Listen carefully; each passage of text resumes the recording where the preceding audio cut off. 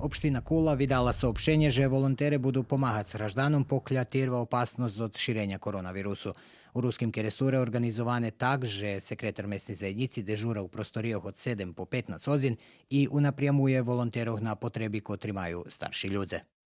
Lokalna samouprava še organizovala tak, že postoji center u Kuli u Plavej ptici, kotri zadluženi za všetkých volonterov, za primanje po lankoh, za roznošenje robi i pomoc ľuďom starým.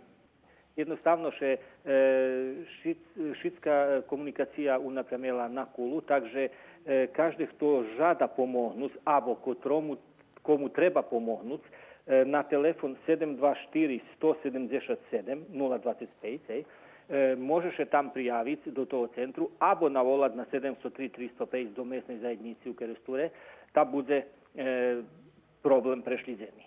U Kocure členi mesnej zajednici dežurni od 7 hodin rano po 20 hodin i tam može dostati potrebni informaciji.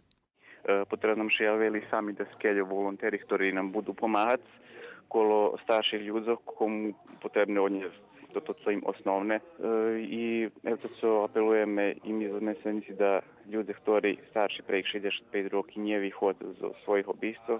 Opština Žabelj formovala call center, u kotrim budu dežurat zanjati u lokalnoj samoupravi. Oni budu na raspolaganju šitskim kotrim potrebna pomoć, a volonterska ekipa bude dežurac každi deň od 7 po 20 hodin i bude doručovac po živu, ljiki i šitsko co potrebne.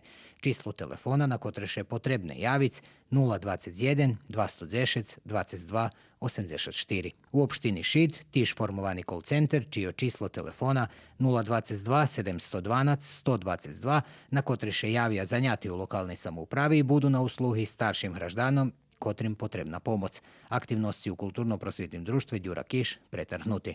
U Novim Sadu, pre borbu protiv virusu COVID-19, u ruskim kulturnim centre aktivnosti tiš tak pretrhnuti.